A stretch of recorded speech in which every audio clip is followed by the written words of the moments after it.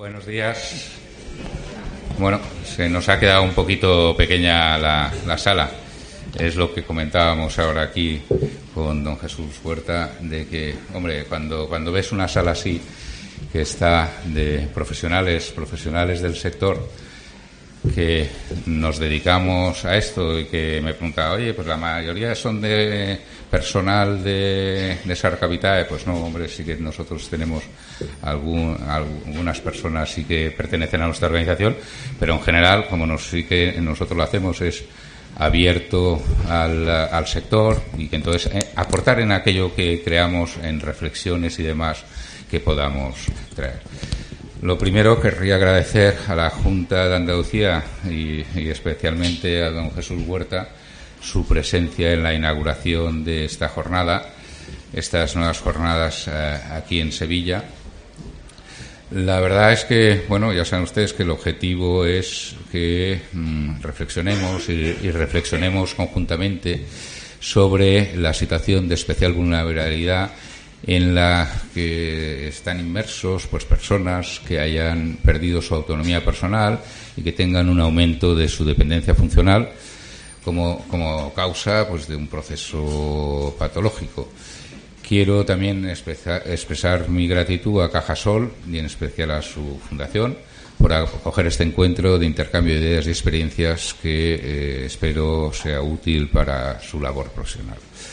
Como bien sabéis, los cambios sociales y económicos que vienen sucediendo desde el siglo XX, unidos a los avances científicos y técnicos en el ámbito de la sanidad, han tenido como consecuencia un aumento de la esperanza de vida de las personas.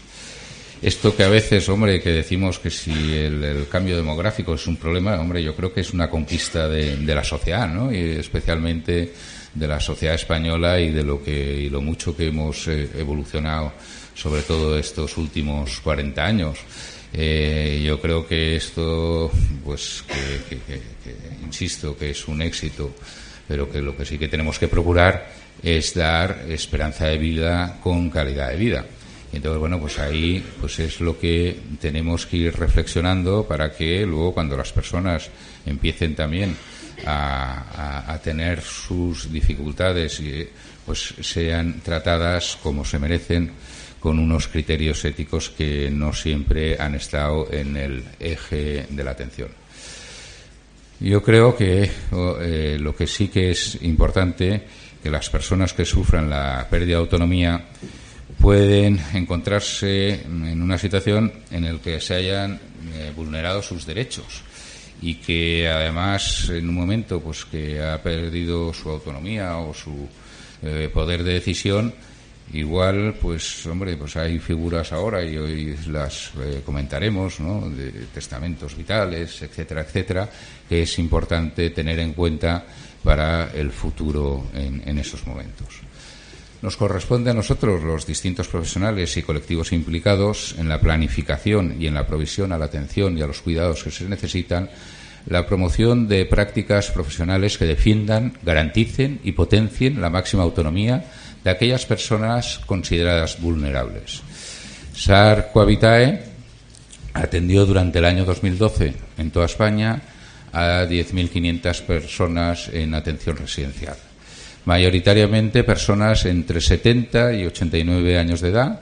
Por lo tanto, nos encontramos una población muy envejecida. Además, las 3/4 partes tenían más de 3 diagnósticos activos y su carga sanitaria, médica y de enfermería, era muy elevada. Entre estos diagnósticos destacan por su frecuencia los trastornos cognitivos debidos a la enfermedad de Alzheimer y otras demencias, con un 36%, las enfermedades del aparato circulatorio un 23,7%, etcétera. Tenemos también, me parece que en alguna ponencia les darán un poco de detalles de toda esa información que nosotros, de esa base de datos que tenemos, y con todo es perfectamente analizada.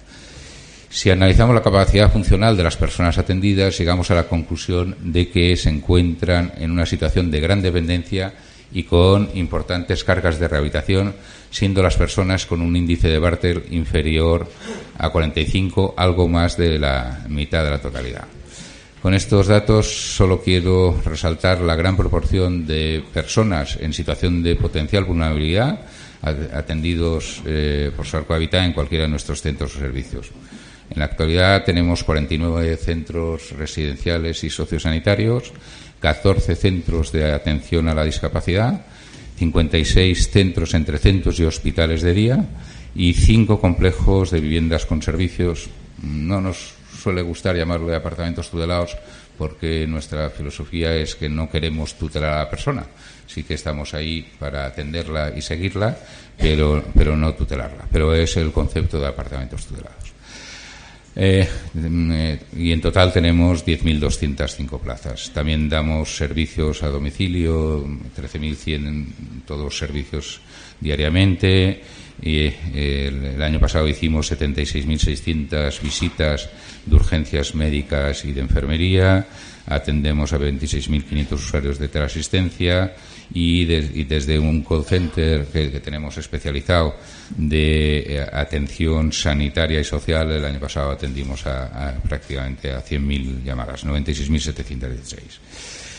En SAR hemos trabajado mucho y con mucho entusiasmo en el desarrollo, protocolización e implementación de un modelo asistencial situado dentro del marco de la atención centrada en la persona, a través de la individualización de los planes de atención que reciben cada una de las personas que atendemos en base a la valoración del equipo multidisciplinar que se hace en todas y cada una de las residencias.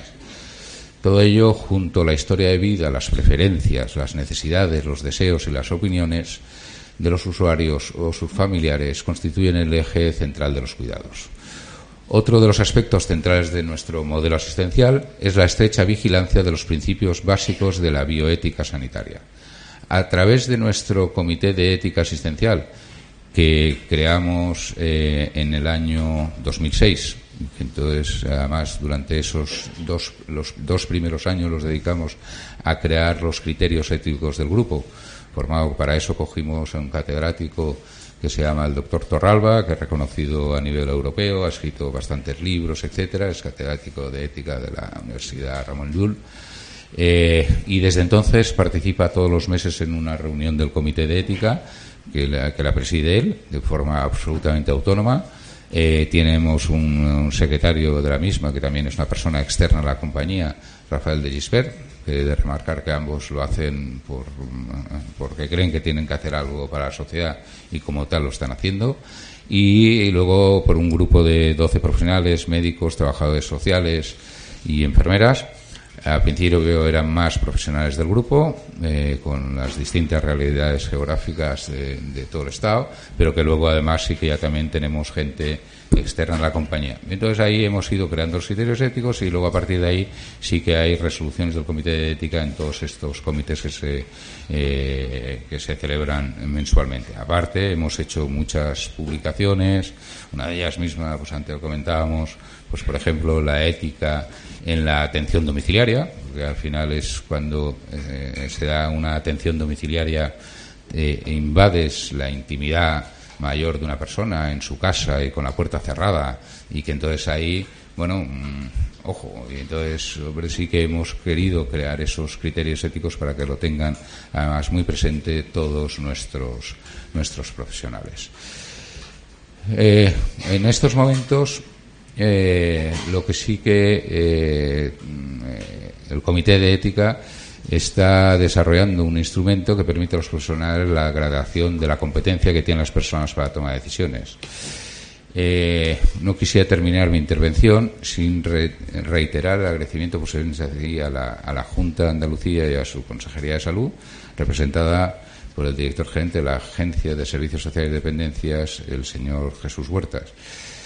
Como compañía tenemos una firme convicción de que la colaboración pública-privada servirá para construir un sistema de atención sostenible, equitativo y de calidad que sitúe a la persona en el centro y logre dar una respuesta adecuada a las necesidades de nuestros usuarios actuales y potenciales en su entorno afectivo. Creemos que a la Administración, por supuesto, es a quien le corresponde planificar las necesidades de servicios que se tienen que prestar a la sociedad, tiene que expresar cómo quieren que se presten esos servicios. Y, por último, lo que sí que tiene que controlar, que aquellas entidades, que a mí, por eso que poner carne de identidad a la gente, la verdad, Jesús, no me gusta. Es decir, sí que es importante para mí el que se defina cómo prestar el servicio, y al final, pues si una entidad es una fundación, es una cooperativa, es una SA o es una asociación, pues hombre, mientras cumpla aquello que está definido, porque lo que tenemos que tener para nosotros, lo que tenemos que tener importante es cómo prestamos los servicios y de qué forma se prestan. Entonces, a partir de ahí, pues y luego es, por supuesto que corresponde a la Junta de Andalucía definir cómo se tiene que prestar, qué es lo que se tiene que hacer y a quién se tiene que ayudar o quién no se tiene que ayudar a las personas y en qué proporción. A partir de ahí, los demás, lo que tenemos que hacer es, si tenemos interés en estar en este sector y contribuir al mismo, pues lo que tenemos que hacer es sacarnos la cartera, lo primero, e invertir, porque es una apuesta y que es un sector que requiere de grandes inversiones, y para eso lo que sí que tienes que tener un marco muy claro y a largo plazo, hacer las cosas de calidad, de presentar con una transparencia total y absoluta, tener memorias, tener desarrollos y ser pagados por ese servicio, por la prestación de ese servicio. Sarco Habitae, que está presente aquí en Andalucía desde el año 92, llevamos invertidos 68 millones de euros. Tenemos 10 centros residenciales con un total de 1.469 camas, de las que 998 están concertadas con la Junta de Andalucía, y así ha sido desde los orígenes, desde el año 92, en la que estamos trabajando aquí, además, he de decirlo, muy a gusto. Y luego también tenemos 8 centros de día con 203 plazas. Prestamos servicios también en Andalucía de teleasistencia y de ayuda a domicilio. Además, tenemos 2 complejos de viviendas con servicios de 156 camas, y en estos momentos tenemos en total un poco más de 1.400 personas en plantilla, que es el principal activo de la empresa. Nosotros, hombre, sí que es un tema que nosotros le damos mucha importancia, y le damos mucha importancia a la calidad de la atención, y para eso es la calidad de nuestros profesionales. Y entonces, hombre, sí que somos muy rigurosos en la selección, pero lo que sí que somos una empresa de que dedicamos, pues el año pasado, por ejemplo, dedicamos 94.500 horas a la formación del personal, y yo creo que es la única forma que tenemos, con visión un poquito de largo plazo, que tenemos que construir sectores serios y profesionales. Bueno, pues no hace mucho, y hablábamos aquí con los sindicatos, hemos hablado muchas veces, pero que también a nivel estatal. Bueno, pues lo que queremos es profesionalizar el sector, pues tener personas como todos vosotros, ¿no?, de que tenéis un interés en ser formadas y estáis prestando un servicio de calidad y de excelencia. No todo el mundo sirve y no todo el mundo tiene la misma filosofía, y por eso que ahí tenemos una coincidencia total y absoluta con los sindicatos. Ya cuando hablamos en el último convenio, yo estoy, aparte de consejero delegado de Sarco Habitae, estoy de presidente de que es una patronal que engloba las 10 principales compañías a nivel español. Y entonces ahí, cuando comentábamos los objetivos del convenio que nos poníamos, de decir, bueno, pues aquí lo que sí que tenemos es que construir a largo plazo este sector, y para eso tenemos que ir poniendo las bases entre todos, y que entonces, para esto, lo que sí que también, pues evidentemente que hay que hablar de jornadas y hay que hablar de salarios, pero que lo que es más importante en estos momentos es que intentemos hablar de mantenimiento de empleo. Y para eso, también lo que sí que tenemos que hablar es de profesionalización. Y entonces, pues eso, pues claro, así como hay otras entidades que, bueno, pues son muy respetables y demás, pero que entonces dicen, no, yo lo que quiero es aquí, pues tener auxiliares que lleven el mocho. Bueno, pues nosotros, como filosofía en nuestra compañía, no es así.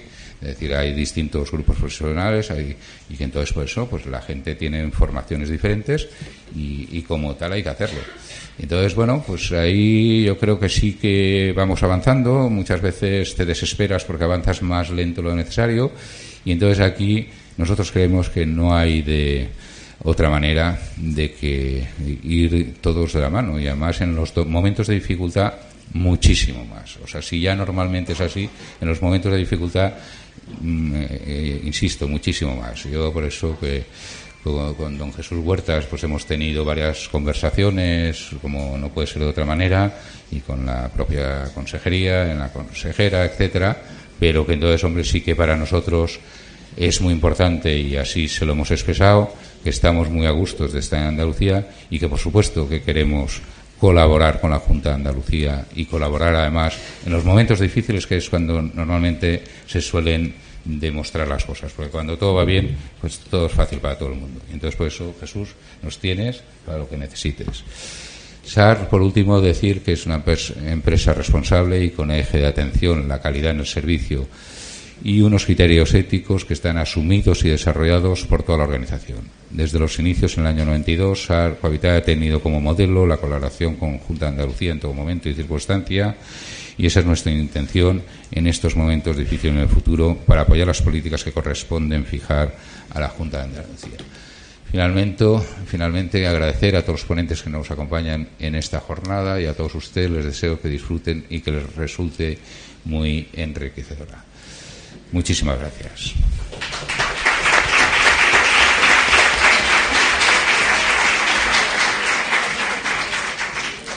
Tiene la palabra don Jesús Huerta, director gerente de la Agencia de Servicios Sociales y Dependencia. Bueno, buenos días a todos. En primer lugar, muchas gracias a SAR Cohabitat, en la persona de Jorge, por invitar a la Junta de Andalucía. La consejera me pidió que les excusara porque tenía interés en estar en este acto, estaba invitado. Sobre todo, no nos gusta desaprovechar ninguna oportunidad de hablar con profesionales del sector y poder compartir en el día de hoy desde una perspectiva ética, pero desde cualquier perspectiva es interesante acercarse a la realidad que además tenemos tan viva, ¿no? Y además tan en el candelero, ¿no? Tan en el candelero como tenemos de todos los temas que tienen que ver con los servicios sociales y la dependencia, ¿no? Así que muchas gracias, y para mí es un placer estar aquí con todos vosotros y tener una oportunidad de intercambiar algunas opiniones sobre temas tan importantes como estos, ¿no?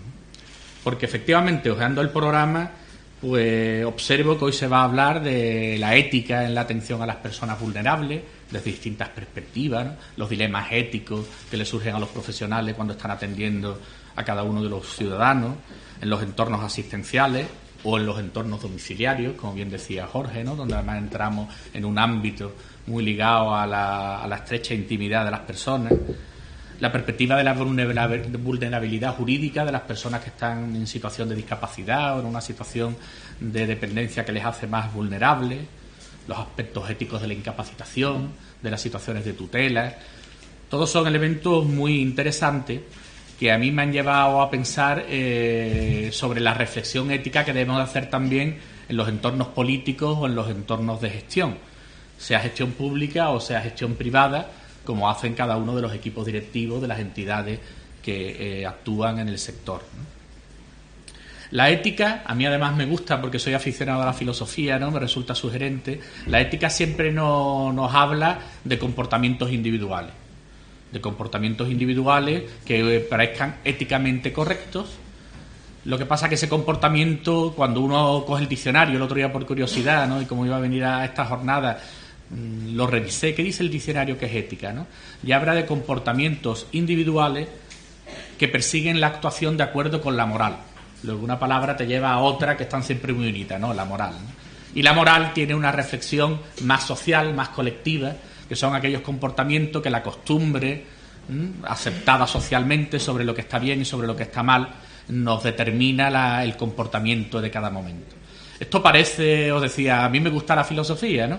Y me gusta la ética, pero muchas veces parece que eso está alejado, que es cosa de libro, que es cosa de estudiosos, que son gente que le gustan incluso disciplinas raras, ¿no? Por así. Sin embargo, está presente, sin darles nombre, sin hablar de ética o sin hablar de moral, está presente en cada una de las actuaciones diarias. Y realmente cuando se produce algún dilema ético, la sociedad tiene más interés en qué pasa con alguna cuestión de relevancia que sobre otra, ¿no? Hoy tenemos en Córdoba el juicio que estamos todos escuchando, que es un juicio donde es aparte del interés morboso que en cierto sector pueda despertar, ¿no? Y que desde mi juicio es condenable, pero también es verdad que hay un interés ético por cuanto la sociedad se siente muy implicada en que una actuación sea absolutamente contraria al bien o a la justicia y por lo tanto es de interés para todos, ¿no? Por lo tanto, aunque la ética sea un comportamiento individual, al final cuando actuamos y ese comportamiento lo queremos llevar y es de interés para la sociedad, las actuaciones de cada uno de vosotros y de nosotros, de los profesionales, de los directivos, de los responsables políticos, actuamos siempre en relación con otros.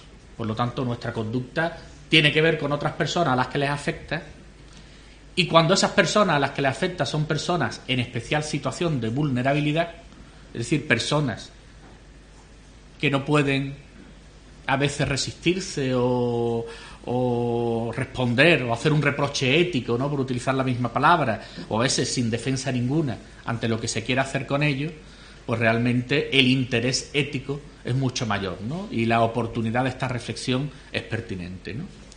Por lo tanto, lo que quería decir con estas reflexiones iniciales sobre la ética es que a mí me parece que en este momento es de máxima actualidad que alguna de las preguntas sobre nuestro trabajo diario la hagamos desde una perspectiva ética. Si es correcto determinados comportamientos con la que está cayendo, como se suele decir, con la que está cayendo es mucho más interesante reflexionar si no nos dejamos llevar por la corriente y si se está actuando de la manera que es esperada por la sociedad o que es aceptada por la sociedad. Y ya os digo, cuando esa ética, y voy a reflexionar, sería como una introducción a lo que van a ser luego el descenso a cada uno de los entornos donde profesionalmente os movéis y sobre los que vais a debatir a lo largo de la mañana de hoy, ¿no? Pero cuando esa reflexión se aplica a la ética del político o a la ética del gestor, nos encontramos con que la dificultad en estos momentos es que la ética se produce en un entorno de incertidumbre. Hay mucha incertidumbre sobre lo que está pasando y sobre lo que va a pasar, sobre cuánto durará la crisis, sobre hacia dónde nos lleva la situación económica, sobre si realmente es la economía la que está justificando muchas actuaciones o es la excusa para justificar muchas actuaciones. Esos son dilemas éticos también. Y por lo tanto yo creo que hay que posicionarse y no caer en la resignación de constatar la desgracia, que es una cosa que al final podemos caer, ¿no? Bueno, esto no tiene arreglo, esto va de mal en peor, esto no hay quien lo pare, cada vez hay más desempleo, por lo tanto no hay nada que hacer. Yo creo que tenemos la responsabilidad, los gestores y los políticos, de proponer cosas que hacer, pero desde luego, y por eso os digo que estoy muy contento hoy de la invitación y de la idea, ¿no?, tenemos que reflexionar también si éticamente, si la conducta del gestor es reprobable o tiene la coherencia que se puede dar con las limitaciones de la realidad, que son estos tiempos de incertidumbre. A mí me gustaría hacer 3 tipos de reflexiones sobre circunstancias que en estos momentos nos encontramos y explicaros lo que, a mi juicio, esto siempre es subjetivo, considero que puede ser el comportamiento ético y el comportamiento antiético, ¿no? Por ejemplo, en primer lugar, asistimos en estos momentos a una ceremonia de la confusión. Es verdad que existe un gran problema económico en nuestro país. Hay una crisis que está afectando además al ámbito de la dependencia y de los servicios sociales. Por dar datos que no son míos, que no son de la Junta de Andalucía ni de la Agencia de la Dependencia, sino datos del propio Estado, hace un mes el Estado publicó un documento que se llama Plan Nacional de Reformas 2013, un documento que se envía a Bruselas para explicarle las medidas que se van a tomar, y en 2 párrafos muy concretos el Gobierno del Estado español decía que las medidas del año pasado que tomaron en julio, agosto, el decreto 20-2012, que muchos conoceréis, que es el famoso decreto de los recortes, más algunas medidas sobre el copago o sobre cambios de la financiación y cambios de prestaciones que tienen prevista tomar este año, sumarían 1.930 y tantos millones de recorte en la dependencia en todo este país para el año 2013. Si tenemos en cuenta que Andalucía supone hoy por hoy el 25% de la dependencia del país, aunque solo somos el 17% de la población, lo cual indica que hay una fuerte apuesta que la vida en Andalucía, pese a la situación que vivimos actualmente, ¿no?, seguimos teniendo ese porcentaje, pues la cuenta la puede hacer cualquiera, ¿no?, la regla de 3. El 25% de 1.900 es probablemente lo que afecta a la situación en Andalucía. Y si además tenéis la curiosidad, porque no quiero haceros las cuentas yo, ¿no?, que muchas veces me lo preguntaban. El otro día con alguna empresa y sindicato lo hablamos y yo decía, hacer vosotros la cuenta, ¿no?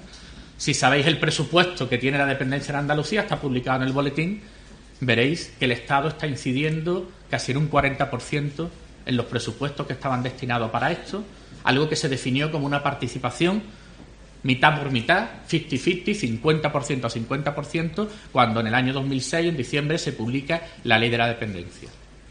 Luego es un hecho que dice el propio Estado que una de las partes, ellos lo argumentan en la crisis, en la racionalidad, en la sostenibilidad, pero es un hecho que una de las partes se está retirando de este sistema. Y eso está provocando en otra, en este caso en la Junta de Andalucía, problemas enormes. Con los datos que os he dicho os podéis imaginar que prácticamente eso supone una derogación encubierta de la ley y que los problemas de sostenibilidad, cuando no se tiene ninguna fábrica de hacer billetes, pues nos están provocando muchos problemas y estamos luchando por mantener lo que hay y en cuanto se pueda volver a crecer. Pero es verdad que en estos momentos nuestro procedimiento está muy ralentizado y la situación económica que se ha producido, publicada en ese documento del Estado, no nos está permitiendo crecer.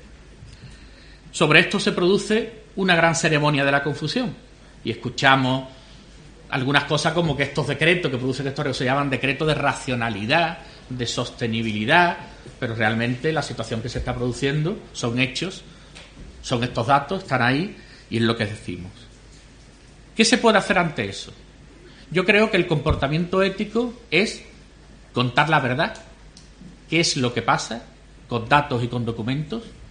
Cada palo tiene que aguantar su pela y todo el mundo tiene que arrimar el hombro. Yo siempre digo que en los momentos de crisis ni un euro que se dedicaba a lo social debe de desviarse. Es momento de sumar, no de restar. Hoy estamos asistiendo como diputaciones provinciales que llevaban 30 años concertando servicios sociales, dicen que lo haga la Junta, que es su competencia, y uno se pregunta ¿por qué lo ha hecho usted 30 años? Si era competencia de la Junta. O que servicios de teleasistencia paralelo al de la Junta se cortan de un plumazo con presupuestos serios y se retiran, dejando a la gente en la calle, y se da de argumento que lo haga la Junta, y esos presupuestos, si la Junta lo puede hacer, ¿y por qué no se le trasvasan los presupuestos que venían dedicando todas las administraciones a eso? Pues que se hacía por caridad. ¿Esos son los servicios sociales éticos del futuro? ¿Lo hacemos por caridad y si no hay lo retiro y que lo haga otro? Pues bien, en este dilema ético, en esta ceremonia de la confusión en que, y yo mismo lo sufro y lo lamento, en que a veces en el nivel político se dice pues más culpas tienes tú y se responde pues tú, pues 2 huevos duros más tú, ¿no? Yo creo que en este momento es el momento en que debemos de analizar hechos, no opiniones, las causas de los hechos y atender a las expectativas de las personas modulándolas. Y modular quiere decir explicar por qué hay cosas que sí pueden ser y por qué hay cosas que en este momento no pueden ser. Esa es la postura, la posición que yo mantengo y que creo que debemos de sostener. Cuando no se explica la verdad, yo quiero entender que se hacen cosas por otros intereses, aunque yo no quiero hacer cábalas ni juicio de valor de cuáles son. Os pongo algún ejemplo. Cuando a mí me dicen que bajar las horas de ayuda a domicilio es un ahorro, y nosotros lo vamos a tener que hacer a nuestra forma, claro, si me retiran el dinero no tengo más remedio que hacerlo. Como decía, no tenemos fábrica de hacer billetes, pero cuando me dicen que eso es un ahorro, y yo me pongo a pensar desde una visión integral de los servicios sociales, y digo, vamos a ver, bajar las horas de ayuda a domicilio supone que muchos profesionales, asistentes de ayuda a domicilio, se van al desempleo. Esas personas que no tenían grandes salarios y que entran en una situación de dificultad social, pueden caer en una situación de exclusión. Y si caen en una situación de exclusión, pueden venir a otra ventanilla de la misma consejería a la que yo pertenezco y pedir el salario social. Por lo tanto, si lo que antes me gastaba en horas de ayuda a domicilio me lo voy a tener que gastar ahora en más salario social, ¿dónde está el ahorro? Esa es una pregunta que yo me hago cuando voy a Madrid y me dicen que ahorramos con la ayuda a domicilio, o que ahorramos quitándole las cotizaciones a las mujeres, porque eran mujeres que venían cuidando a sus familiares en el domicilio, que era un rol histórico, que se había reconocido la dignidad de esa función y por lo tanto cotizaban para que no fueran dependientes del dependiente y cuando ellas llegaran a su edad de jubilación pues pudieran tener una cotización más o menos digna, pero en cualquier caso que le permitiera vivir cuando son ellos los que se acercan a esas situaciones de vulnerabilidad. Pasa lo mismo, ¿no? Si no cotizamos, pueden acabar viendo a la ventanilla de la exclusión y del salario social. Luego, si yo no ahorro, pero doy menos horas de atención, ¿cuál es el beneficio? ¿Dónde está el bien ético? ¿Dónde está la moral? ¿Cuál es la causa de que se tomen esas medidas? Yo no lo sé, ya os digo que no quiero hacer conjeturas, ¿no? Pero claro, uno está en el mundo, lee los periódicos y cuando de pronto en las últimas semanas veo alarmantemente que surgen muchas ofertas de seguros privados en los periódicos, AXA Seguro amplía la edad del nuevo seguro de dependencia hasta los 75 años, pues uno le da por pensar si es que no son otros los intereses y no los propiamente de la moral o de la ética de atender a sus ciudadanos que pueden estar detrás de alguna medida con la excusa de la situación económica, que por supuesto es una realidad, es un hecho real y nos tiene muy atenazados, ¿no? Pero quizá no todo valga en un contexto de crisis y de situación económica, ¿no? A mí me parece que también hay una ceremonia de la confusión que tenemos que aclarar. Cuando escucho, por ejemplo, nos lo dijo recientemente el propio Defensor del Pueblo, la Agencia de la Dependencia, lo he escuchado en el Inserso en Madrid, que la ayuda a los familiares, a los familiares debería de quitarse porque les impide acceder a un trabajo digno. Yo me quedé sorprendido. Digo, yo de verdad, si se fueran a colocar todos los familiares, suspendería 2 meses la prestación para que encontraran ese trabajo digno todas estas personas, normalmente de no gran cualificación profesional y de edad avanzada, y ya os decía, mujeres, para que encontraran ese trabajo mejor y ya buscaríamos otra alternativa. Pero me parece, al menos demagógico, por no utilizar otra palabra, decir que una prestación hay que retirarla para no impedir a esas personas el acceso a un trabajo digno. Con el nivel de desempleo que hay en este país, con lo que cuesta encontrar un trabajo, incluso con 2 carreras y con idiomas, ¿no? Por lo tanto, os decía que esta ceremonia de la confusión debemos de aclararla y de pensar, y yo quiero hacer estas reflexiones porque hoy es un día de pensar y de debatir, para ver si hay que analizar las cosas desde la perspectiva de los hechos, las causas que la provocan y las expectativas que hay que modular, pero a lo mejor hay que llamar a las cosas por su nombre y decir queremos retirar esto por tal motivo y tal otra cosa por tal otro, pero no hablar de falsos ahorros o de falsas expectativas de empleo. Bien, eso de la ceremonia de la confusión era una primera perspectiva, creo que tenemos delante y que yo quería hacer una reflexión pública con vosotros, muy subjetiva desde luego, porque en la ética hay un comportamiento subjetivo, lo que decidimos hacer, sobre cuál es la respuesta que se debe dar. Una segunda cuestión sobre la que poner ese enfoque ético es el tema de que en entornos de incertidumbre y en crisis económica nos vemos obligados a priorizar. Y por lo tanto, cuando uno prioriza, pues prioriza defendiendo un interés u otro. Una posibilidad es defender los intereses de las entidades aseguradoras, por ejemplo, que antes poníamos ese ejemplo, ¿no? Que ahora, curiosamente, qué casualidad, sale mucho en la prensa, esos anuncios del seguro de la dependencia, no salían antes. O defiende intereses de grandes multinacionales o de grandes compañías que hayan invertido o que tengan centros cerrados y por lo tanto apuesten por una gran institucionalización de los servicios y se está produciendo en Madrid, ¿no? Yo creo que desde la perspectiva de la prioridad, por lo menos lo que yo estoy intentando, con las justas limitaciones que entendéis que ahora tenemos, es que lo que se impongan sean criterios de justicia social. Y algunos dicen, bueno, pero que cuando no hay nada, uno lo que reparte prácticamente es algo, es miseria, no hay nada, es una desgracia, ahí se puede... Yo creo que sí. Yo estoy convencido de que la justicia social se puede hacer para repartir mucho y para repartir poco o poquísimo. Cuando se tiene poco es más obligado está uno, porque es más importante hacerlo, ¿no? Nosotros estamos intentando actuar en la medida de nuestras posibilidades de la Agencia de la Dependencia, activando criterios de justicia social en nuestros márgenes cuando creemos que se afectan a los más necesitados. Cuando el Estado toma una batería de medidas, pero unas de aplicación inmediata desde el 1 de agosto, por ejemplo, la de los cuidadores del entorno familiar. Y sin embargo todas las otras, esas irlas desarrollando, a que las comunidades las negocien. Pues en Andalucía existía un mínimo en las prestaciones económicas que nosotros activamos, y el descenso, que en todo el país fue del 15%, aquí lo hubo también, pero del 13,2%. Porque nosotros, con criterios de protección ética, decidimos que las personas que lo atiende su familiar puedan seguir en su casa atendidas y que tuviera el mínimo, minimizar el impacto de esa medida. O, por ejemplo, nosotros intentamos aplicar criterios de justicia social cuando el Estado dice que a todo el mundo se le bajen 20 horas de ayuda a domicilio.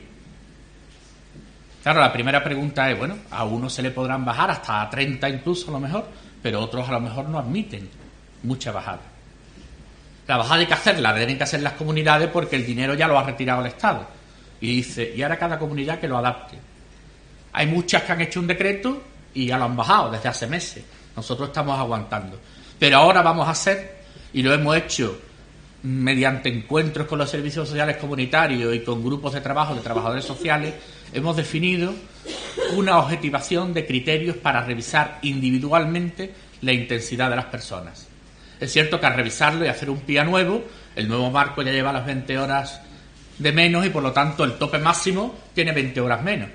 Pero también es verdad que hay personas que estaban en el mínimo de horas y que probablemente no haya que revisárselo, sino que incluso esos más necesitados, más vulnerables, puedan crecer, o que haya personas que cuando se les revise, excepcionalmente, tengan tal nivel de empeoramiento que haya que darle otros recursos y por lo tanto una alternativa de mayor coste quizá, pero más justa, que bajarle las horas de ayuda a domicilio. Por lo tanto, en Andalucía, probablemente en torno al verano, quizás después, estamos haciendo un ajuste informático, se producirá una revisión individual de todos los planes individuales de actuación de ayuda a domicilio. Otra cosa que estamos haciendo, que vamos a hacer en Andalucía, es establecer un mapa de recursos. Un mapa de recursos quiere decir que en base a la población y a la distribución geográfica de la misma, vamos a identificar las zonas donde debe de haber crecimiento cuando se pueda, hoy no se puede.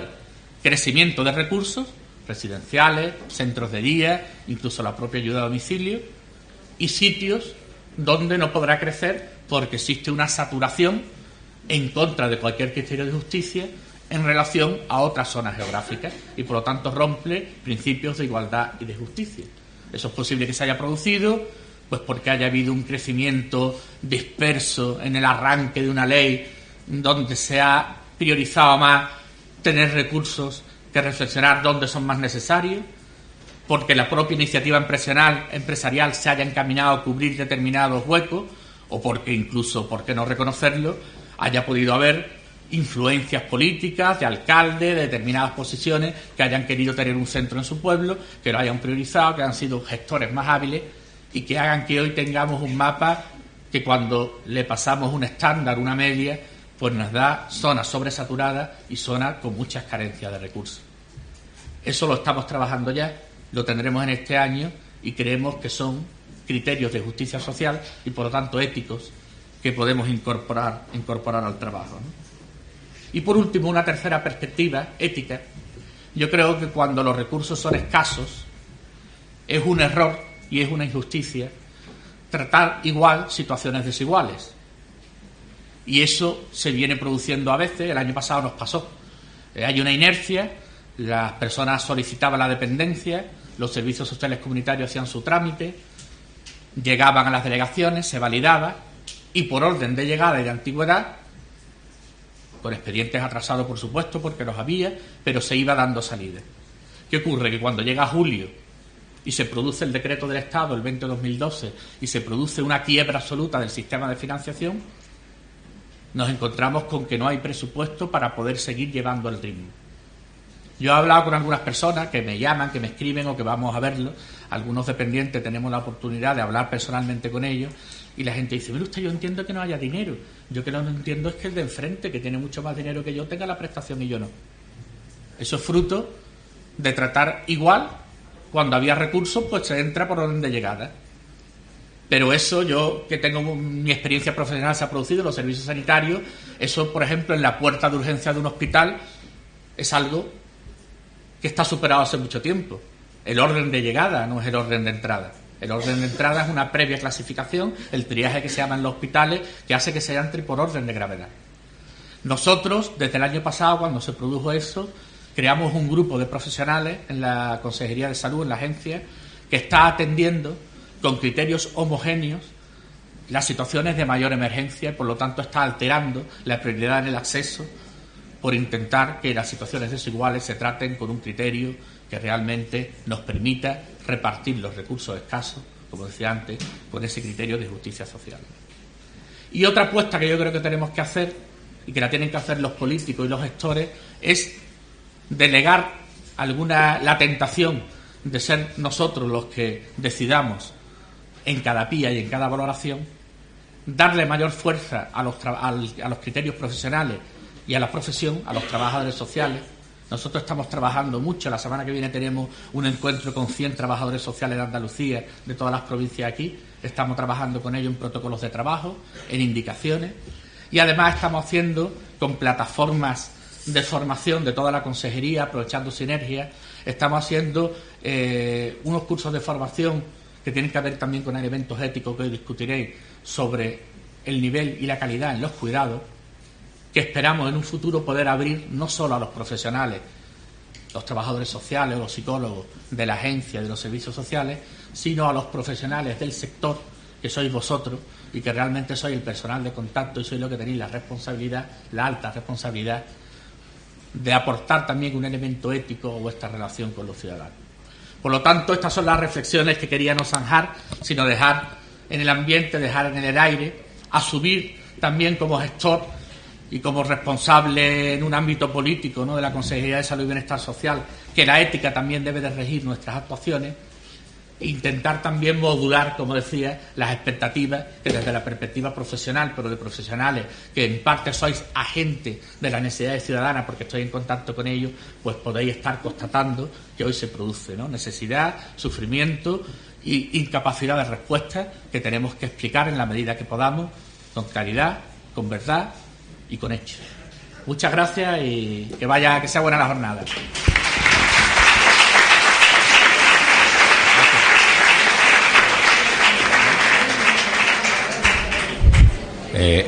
Oye, ahora continuaréis con la jornada. Solo una cosa, se ha pedido autorización a todos los ponentes y estas jornadas están siendo grabadas en vídeo. Os darán el enlace para que después lo podáis compartir incluso con otros profesionales que no hayan venido, y si tenéis interés en reproducirlos dentro de la página web de SAR la podréis ver, pero que si no tendréis las jornadas íntegras, que las tenemos colgadas para que poderlas compartir con quien queráis. Muchas gracias.